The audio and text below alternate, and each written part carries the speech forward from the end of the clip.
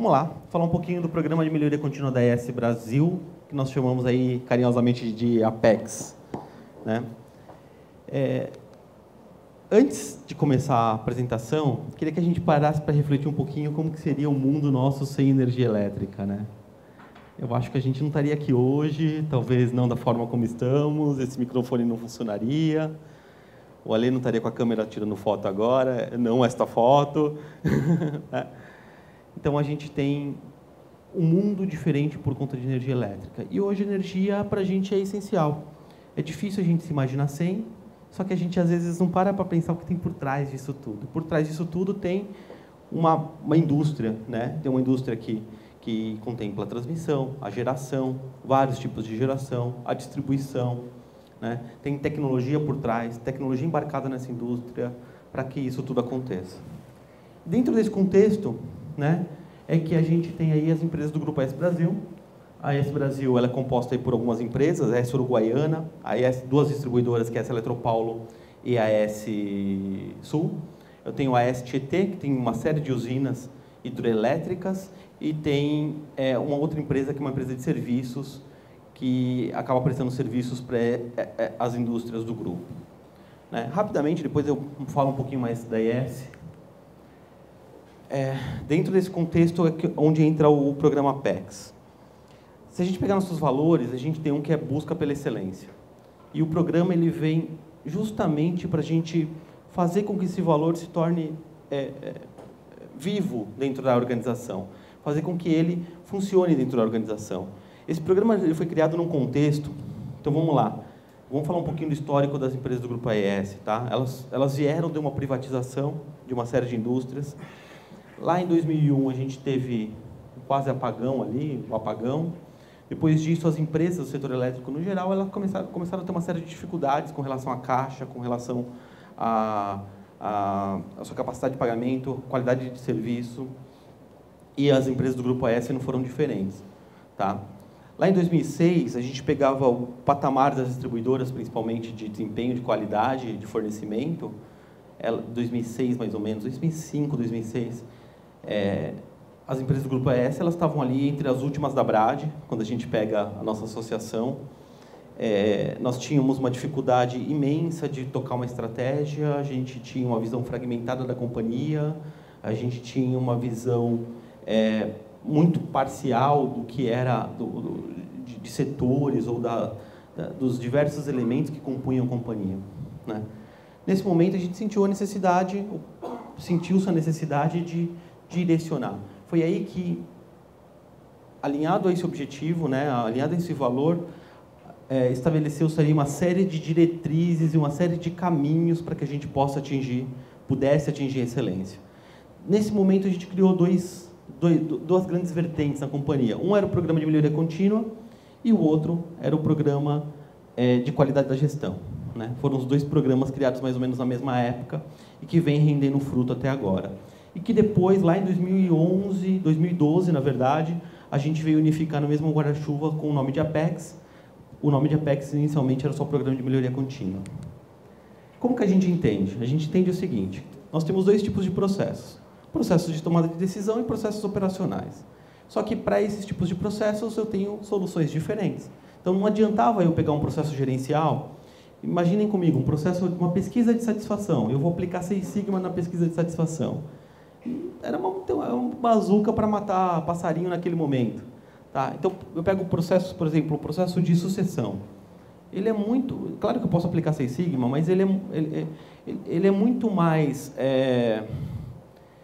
ter uma visão holística dos sucessores, entender isso tudo, do que propriamente aplicar uma técnica de Six Sigma muito complexa, cheia de estatística para aquele momento. Por outro lado, processos operacionais nós temos de monte. E aí eu não posso também ter a visão mais simplificada de estrutural para esses processos que têm volume, um processo de corte, um processo de religação, um processo de deslocamento para atender uma ocorrência. Então, lá a gente tomou a decisão de fazer dois processos que depois a gente entendeu que era a mesma coisa, os dois trabalhavam em processos. E quando a gente unificou isso, a gente deu mais um salto. Para aqueles processos gerenciais, a gente adotou o MEG em 2006, e para os processos operacionais, a gente criou o que a gente chamou de programa APEX. Tá? Então, o MEG, a gente estabeleceu uma rotina, vou falar para vocês, de como a gente trabalhava com o MEG. E para o programa Apex, uma outra rotina um pouquinho diferente. Como que funcionou isso, tá? Então, em 2006, o Apex ele foi lançado no Brasil. Tá? Ele foi a primeira empresa do Grupo AES a ter um programa, e a gente deu o nome de Apex naquela época, e a gente também começou em paralelo o programa de qualidade da gestão. Então, foi ali que nasceu o conceito. Tá? Só que, quando nasce um conceito, a gente sabe que esse conceito não nasce formado, né? Normalmente, ele tem muito para a gente trabalhar. E foi o que aconteceu. Começamos a trabalhar, começamos a errar, começamos a aprender. Tá? Ali, a gente começou a treinar as primeiras pessoas em PDCA, para tentar, a gente queria que as pessoas tivessem uma visão de projeto, queria que tivesse uma visão de como tocar um projeto, uma visão de que um projeto tem que ter um objetivo, tem que ter um resultado, isso tem que ser mensurável, tem que ter um cronograma, né, tem um plano de ação com responsáveis. E começamos os primeiros projetos, normalmente projetos de baixo impacto. 2008 foi o momento de mudar a cultura, então ali a gente teve o primeiro treinamento de Six Sigma, foi criado uma estrutura de suporte, né? Foi criado um time, e foi criado, na verdade, uma área naquela época para isso, e foram selecionados uma série de projetos de alto impacto. Foi aí que o Apex começou a tomar forma como ele está hoje. De 2008 a 2012, a gente teve a criação de escritório de processos, um escritório de projetos e um escritório de melhoria contínua, a área de melhoria contínua e a área de qualidade de gestão. Nós tínhamos 4 áreas que tocavam melhorias de processo na companhia. Muitas vezes desalinhadas também, né? Muitas vezes essas áreas elas não se conversavam como deveriam e não tinham a devida integração como deveria. Tá? Só que, assim, mesmo com essa falta de integração, a gente estava colocando novas metodologias na corporação que estavam ajudando a gente. Né? Nós tivemos o primeiro treinamento de Black Belts, então a gente começou a formar os primeiros Black Belts na companhia em 2008. E a gente começou a fazer uma coisa muito legal, que talvez seja um grande diferencial do programa, que é rastrear os ganhos dos projetos que eram feitos. Então a gente começou a entender e a acompanhar os ganhos efetivos dos projetos, tanto ganhos financeiros quanto ganhos qualitativos. Então, até hoje a gente mantém uma estrutura muito interessante em que a gente só para de acompanhar quando um processo se estabiliza. Então, isso faz com que a gente torne os ganhos de todo o programa perene. Nesse momento, a gente teve aí a gente exportou essa prática para o mundo inteiro e o Apex ele foi adotado aí por todas as empresas do mundo. E a gente acabou tendo aí algumas premiações como o melhor programa da AES no mundo com relação a isso tudo em 2012. 2013 e 2014, que é o momento que nós estamos hoje, é um momento de consolidação. É um momento em que a gente integrou, a gente conseguiu aparar uma série de arestas, conseguimos tirar um monte de eficiência e a gente vê os ganhos desse programa aí extrapolando e tendo cada vez maior significância aí dentro da companhia.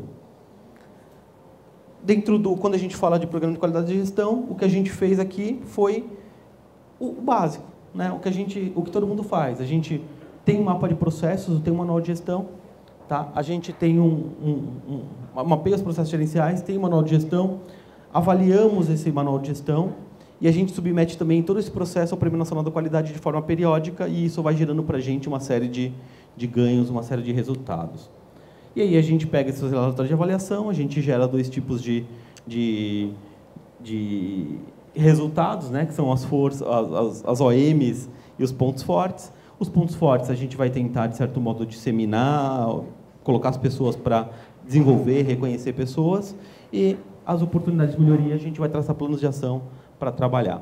Esse processo é feito desde 2006, e a gente já, com este processo, conseguiu premiar aí uma série de empresas do grupo. Então, a AES Eletropaulo, a AES Tietê, a AES Sul, elas já têm aí uma série de premiações nesse sentido, o Prêmio Nacional da Qualidade Ibero-Americano, elas começaram lá no prêmio regional, no IPEG, a AES Sul no PPQG, e vem se desenvolvendo nesse item. Já o programa de melhoria contínua, né, ele foi baseado em alguns princípios. Primeiro, alinhamento estratégico, depois, desenvolvimento da liderança, A execução, ou seja, a gente tem que aprender a executar, tem que ter acabativas, então a gente trabalha nisso também. Medição da excelência e da performance e, por último, o reconhecimento de pessoas. Esses são os pilares de todo o programa. Então, a gente quer criar um programa que não só traga resultados, mas que forme líderes que possam fazer novos resultados similares.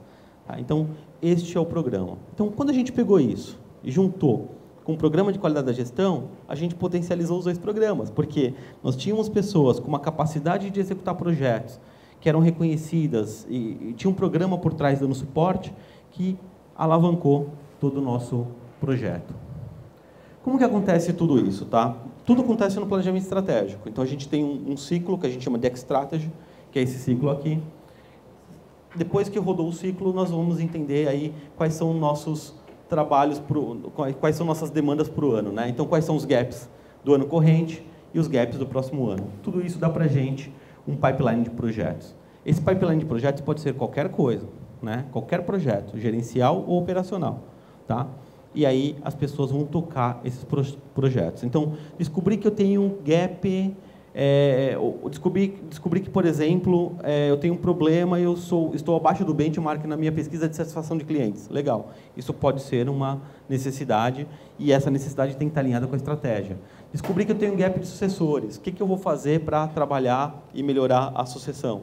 Vou fazer isso, vou trabalhar isso. Então, a gente sai com uma série de itens ali para melhorar os processos da companhia. Aí a gente vai escolher a melhor forma de tocar. E vamos escolher o perfil das pessoas para tocar. Né? Aí eu tenho uma escala de prioridade. Tá?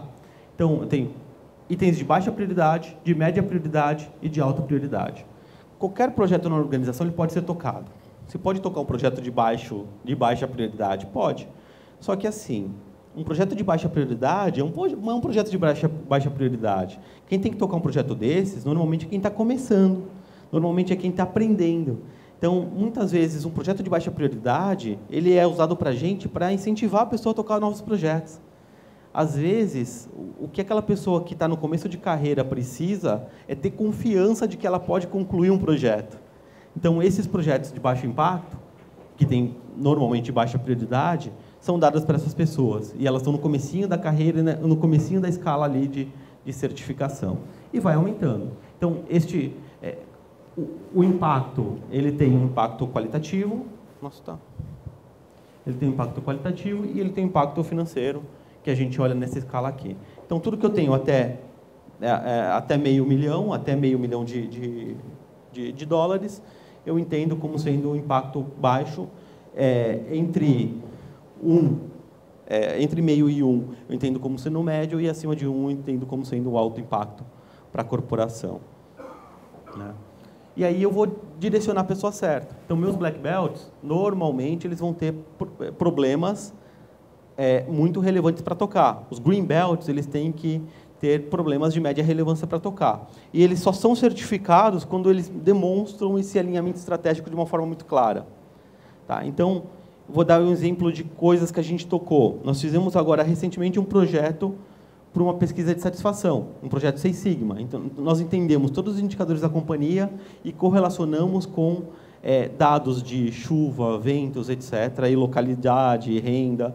E a gente começou a entender que tinha vários itens a serem trabalhados. Isso trouxe impacto, a gente estima esse impacto em 4,5% de satisfação a mais, resultado desse projeto. Era um projeto classificado como alta prioridade e foi tocado por um Black Belt, certificou um Black Belt. Né? E aí, este projeto, normalmente, ele é replicado no mundo inteiro. Então, quando ele tem replicabilidade, a gente leva isso para o mundo inteiro. Como isso funciona? Nós temos vários métodos ali. Tá? Então, projetos de PDCA, projetos de DMAIC, que vão usar o Six Sigma. A gente tem o PMBOK como sendo metodologia de acompanhamento desses projetos. E a gente tem o BPM, que é muito mais uma filosofia, não é uma metodologia, mas que nós utilizamos para fazer projetos. Quando a gente adicionou o BPM às nossas metodologias, a gente conseguiu abrir um novo leque de oportunidades. Então, aqueles projetos que muitas vezes eram projetos parciais, que não tinham uma visão holística, eles passaram a ter uma visão holística. Outra coisa, quando eu faço uma revisão estrutural de um processo, normalmente eu gero uma série de outros projetos. A gente começou a reparar que uma revisão de processos gerava, em média, 7 novos projetos de Mike. Então, a gente criou já um portfólio de projetos para a organização tocar. E muitos de alto valor, de alta relevância. Essa figura ela mostra muito bem para a gente como a gente se estruturou para tocar isso todo. Tá? Então, eu tenho uma equipe. Essa minha equipe hoje tem 12 pessoas, mas eu tenho mais alguns black belts. Então, essa equipe ela é dividida por área e por diretoria para dar suporte aos belts daquela diretoria. Então, quem toca os projetos acaba não sendo minha área. Minha área tem uma meia dúzia de projetos grandes, relevantes, mas não é minha área que toca. Quem toca são as áreas. E eles dão suporte para os belts das áreas. E vão criando uma escadinha de qualificação e de formação de líderes. O time de projeto ele é formado por um líder. Então, ele tem que aprender desde o primeiro projeto dele a liderar. Ele tem que aprender desde o projeto dele que ele vai ter que conciliar demandas diferentes, conciliar agendas. E quando eu falo agenda, não é agenda de horário, né? É conciliar, inclusive, interesses, vontades, plano de carreira. Ele tem que conciliar uma série de coisas para o bom andamento do projeto. E mais do que isso, ele tem que apurar e garantir que os ganhos dos projetos venham. Então, imagina que eu tenho um plano de ação de 1 ano. Esse plano de ação de 1 ano atrasou, vai demorar 1 ano e meio. O ganho do projeto que deveria vir em 1 ano não vai vir em 1 ano, vai vir em 1 ano e meio. Né? Então, ele precisa garantir que essas coisas venham. Então, a gente é muito diligente com relação a isso e a gente trabalha de uma forma bem interessante. O meu suporte, o que ele faz? Ele ajuda. Ele é o cara que está colocando pilha ali para fazer o projeto sair no prazo. Ele é a pessoa que está dando suporte metodológico quando precisa. E, com isso, a gente foi expandindo isso na corporação de uma forma muito interessante, principalmente nos últimos 2 anos. Todo projeto que tem validação de ganho financeiro, ele tem que ser validado com a controladoria. Então, a gente força também que os nossos gestores de projetos, os nossos belts, eles tenham ali, adquiram conhecimento de finanças para poder, inclusive, discutir os ganhos financeiros do seu projeto. Ele tem que falar qual linha, ele tem que falar onde vai ser feito e a gente realmente captura esse dinheiro dos orçamentos para fazer com que as coisas aconteçam. Então, talvez esse seja um grande diferencial. A gente realmente captura e acompanha a execução. Então, se eu tinha que fazer 1000 cortes, eu faço 800 cortes a partir de agora por conta do projeto. Esses 200, o valor referente a 200 cortes, ele é retirado do orçamento e ele vai para outra finalidade na organização. Isso ajuda muito. E eu tenho o sponsor do projeto. Então, a gente também ajuda no estreitamento de relações entre os gestores, que são normalmente os sponsors, e os líderes das suas equipes. O que a gente está vendo é o seguinte: boa parte dos sucessores e boa parte das pessoas na companhia que são belts são os promovidos. E o tempo de promoção de belts ele é 30% menor do que o restante daqueles não belts na corporação. Então, a gente vê que, por exemplo, a gente está incrementando cada vez mais ali a formação de líderes com esse programa, com o programa Apex. Fora que a gente também tentou fazer, mas a gente não tem todos os dados, porque eles não são abertos, uma correlação com o clima. Mas nós pegamos as áreas em que tinham mais belts e tentamos fazer uma avaliação. A gente viu que as áreas em que existiam mais belts tinham um clima 15% superior à média da companhia. Né? Então, a gente viu que o programa Apex ele era muito mais do que um programa, era muito mais que dar técnica, muito mais que dar treinamento. Era um programa de formação de líderes, um programa em que a gente formava pessoas que pudessem executar bons projetos com metodologia, com técnica e com resultados adequados. E como que a gente faz isso tudo acontecer? A gente tentou criar um programa em que pegasse todo mundo na corporação, desde os eletricistas, e eletricista... não é fácil de você conseguir trazer eletricista para um programa desse, porque o eletricista está no campo, né? Ele está longe, ele tem uma atividade operacional que é intensa, ele recebe chamado no PDA dele, ele tem que sair correndo. Então, como que você faz para trazer? Então, a gente criou, por exemplo, um programa que era o Apex na Base.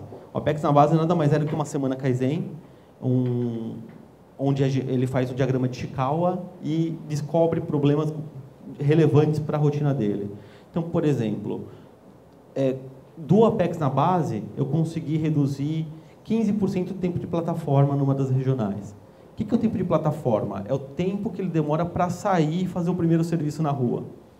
Pode parecer bobo, gente, mas assim, quando eu faço isso, eu coloco um serviço a mais por dia para aquela equipe, né? Então, eu consigo restabelecer energia elétrica mais rápida, eu consigo fazer uma operação com menor custo, e é isso que faz com que uma distribuidora, uma empresa do setor de energia de distribuição, ganhe dinheiro. É eficiência operacional. As pessoas que estão entrando, então os estagiários, os trainees, eles já são formados de entrada. Então, no programa de treinamento deles, eles já têm treinamentos de PDCA e para alguns de Six Sigma, para que eles possam fazer isso.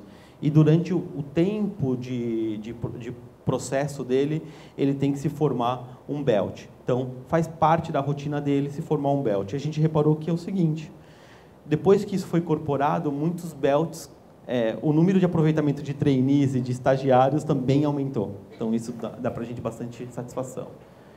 Hoje, quando a gente olha o nosso pessoal, nosso staff de belts, a gente vê aí que nós treinamos já 3.632 pessoas em White Belt, que é PDCA. Esses não são certificados. Nós temos aí 700 pessoas que já conduziram o projeto, são números aí de 2013. São 251 Green Belts com 59 certificados e 12 Black Belts na corporação já até hoje, dentro desse programa. E para fazer essa roda girar, a gente tem como força impulsionadora reconhecimento. É o que a gente tem de melhor, né? Muito mais do que a cobrança, que ele já sofre cobrança quando ele pega um projeto relevante, então ele é pressionado o tempo todo. A gente tenta dar reconhecimento. E o reconhecimento como vem? Primeiro, o reconhecimento pelo sponsor, né? Segundo, o reconhecimento pela companhia. Então, quando é um projeto de relevância, a gente dá exposição positiva para VPs, para os diretores, para fora do Brasil, quando for o caso. Não é raro projetos que são levados para o mundo inteiro e se tornam padrão. Então, por exemplo, tivemos agora, recentemente, semana passada, um projeto de gestão de ativos. Isso virou um padrão e o mundo inteiro vai ter que adotar aquele padrão, porque era um bom padrão. E trouxe uma redução significativa aí do MTBF, que é o tempo médio de parada entre falhas de uma geradora, né? Então, a gente vem trabalhando com isso tudo. Nós temos aí também, além dessa exposição, um evento que a gente chama de ERA, Evento de Reconhecimento Apex. A gente vai acontecer semana que vem. Então, no evento de reconhecimento Apex, nós levamos isso tudo, todos esses projetos. Esses projetos, eles são selecionados, ficam 8 finalistas, eles apresentam para as pessoas, para os belts, os 8 finalistas e se votam nos melhores projetos para o ano e saem 3 projetos finalistas. Esses 3 projetos, eles vão para o evento global, que é um evento que vai acontecer esse ano, por exemplo, em Punta Cana, e eles vão apresentar seus projetos lá no evento global e dar uma exposição danada. Nós tivemos aí uma série de projetos, inclusive já reconhecidos no PEX, que é o principal evento de processos aí que a gente acaba tendo no mundo. Então, a gente tenta dar a maior exposição possível. E a gente reparou o seguinte, a exposição positiva é muito melhor do que a cobrança, né? A gente está gerando muito mais resultado por conta dessa possibilidade de exposição positiva do que propriamente com a cobrança que a gente faz. Agora, por outro lado, a governança ela se faz necessária. Nós tínhamos um problema no passado em que praticamente metade dos projetos eram cancelados. Quando a gente estruturou e reestruturou a governança, nós reduzimos o número de projetos cancelados de 52% para 14%. E é muito significativo. Significava antigamente que todos os projetos que eu começava, metade daquilo que eu começava não terminava. Hoje, esse número é muito menor. Então, a combinação, na medida certa, de governança e de incentivo, pode gerar para a gente ali um resultado muito interessante. Aqui é um pouco de como foi a história, mas acho que essa história, o bacana é o seguinte, né? É como que esse programa foi se tornando benchmarking. Tivemos uma tentativa, erramos, acertamos, aprendemos, criamos um método, aperfeiçoamos esse método, colocamos o Six Sigma, né? Em 2008, a gente começou a gerar resultado. Quando começou a gerar resultado, a AES Mundial viu esse resultado e falou, espera aí, a gente precisa disso aqui. E esse programa começou a tomar vulto quando um dos nossos Black Belts foi para o mundo para poder criar um programa mundial. E quando a gente conseguiu fazer isso, a gente começou a reparar o seguinte, a nossa forma de conduzir trouxe resultados que a gente, às vezes, não conseguia outras empresas do mundo, né? Então, a gente começou a reparar que a gente tinha muita coisa interessante para fazer e isso estava trazendo um resultado de uma forma bem interessante. A gente teve aí nosso primeiro, em 2008, né, nosso primeiro treinamento de Black Belts no mundo. Ele aconteceu em Istambul. E hoje a gente vê que o programa do Brasil, o programa Benchmark para IS, é um programa que já foi reconhecido em vários fóruns internacionais como sendo referência e continua trazendo resultado, e continua na liderança, e continua na vanguarda. Então, isso dá para a gente bastante orgulho. Aqui, acho que rapidamente, só para...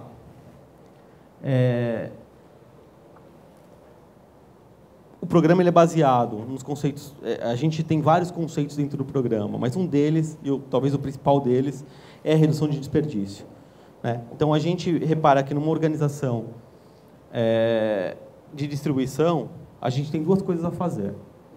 A gente pode maximizar nossos ativos, como gerindo bem esses ativos e garantindo que eles estejam na base, ou a gente pode reduzir custos, tornando nossas operações mais eficientes. Na receita, tem o que ser feito, mas não é muito. Tá? Por quê? Porque é uma tarifa que é regulada.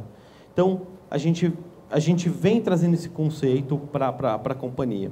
Só que, assim, ainda assim, com todas essas travas, a inovação é possível de ser feita. Ela é possível de ser obtida, ela é possível de ser alcançada. E quando a gente alcança isso, a gente vê para que a gente pode alavancar ainda mais os resultados. Isso muda a forma de fazer, isso muda a forma de trabalhar.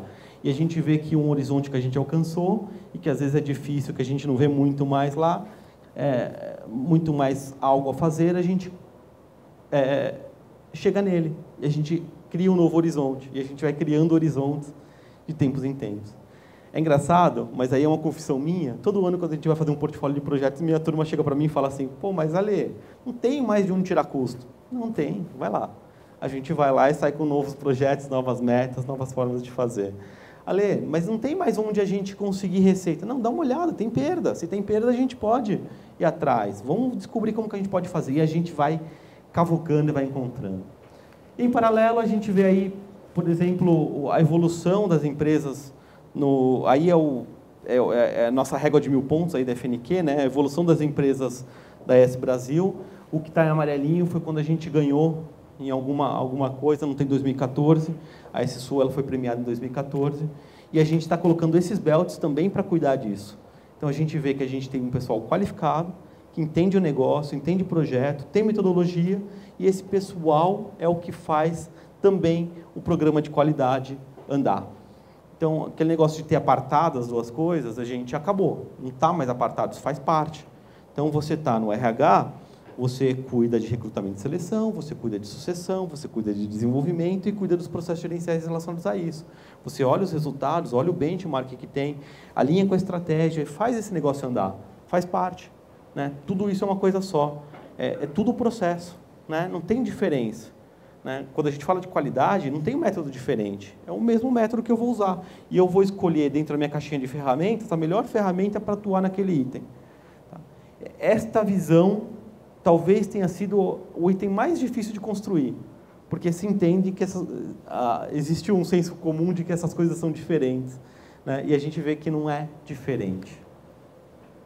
Aqui são alguns prêmios que a gente teve aí com relação ao programa Apex mesmo. Né? Então, tem uma série deles, mas alguns são prêmios de projetos, alguns são prêmios de programa.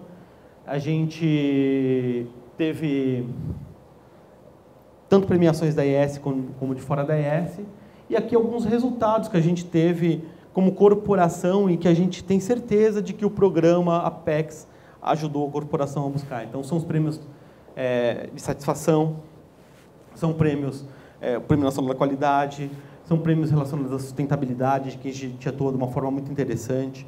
Tá? Então, a gente vê o pessoal atuando com o questionário ETS de uma forma muito interessante, usando a mesma metodologia. A gente vê o pessoal em qualidade da gestão atuando, usando a mesma metodologia. A gente vê o pessoal pegando gaps do Easy e trabalhando nos gaps do Easy usando as ferramentas que foram ensinadas e gerando o resultado com relação a isso. Aqui são os ganhos financeiros que a gente trouxe desde lá. Tá? A área em si tem mais projetos, mas a gente está trazendo os ganhos financeiros dos projetos classificados como Apex, aqueles que usaram algum tipo de metodologia das metodologias que a gente tem no Apex. Então, a gente vê que, ano a ano, esse número aumenta, né? Quando a gente estabelece uma melhoria, normalmente essa melhoria ela se perpetua, né? Então, ali está sendo computado só aquilo que gerou no ano, né? Então, a gente vê que a gente vem colocando eficiência na corporação ano a ano. Isso é muito interessante. Esse ano, os ganhos são divididos em 57% dessa Eletropaulo, 20% na S-Sul e 23% na AES Tietê. Lembrando que o tamanho da Eletropaulo, perto das demais, ela é muito grande ali, então ela é maior, ela é proporcional. E aqui é o nosso grande desafio, né? Qual que é o futuro do Apex, né? A gente entende que o futuro do Apex não é que o programa acabará, não é isso. O programa não tem que acabar. Mas o futuro do Apex para a gente é um futuro em que todas as pessoas vão trabalhar para tornar uma organização cada vez mais por processos. Eu não conheço uma organização totalmente por processos. Também não conheço uma organização totalmente funcional. A gente vai caminhando. E para cada caminho, e para cada tipo de corporação, e para cada tipo de produto, a gente vai ter um tipo de estruturação por processos diferente. E a gente entende que, no nosso negócio, a estruturação por processos é uma grande vantagem competitiva. A gente quer um grupo de pessoas que possam nos ajudar, que possam caminhar para tornar essa organização cada vez mais estruturada por processos. E a gente não quer só líderes, a gente não quer só especialistas, nós queremos que a organização possa fazer isso de uma forma simples, de uma forma consensada, e que a gente vá avançando diariamente nisso tudo. Tá? Não entendemos que a área de melhoria contínua de processos tem que aumentar, nada disso, mas que a gente tem que aumentar o poder de influência na organização, fazendo com que todos caminhem aí para excelência.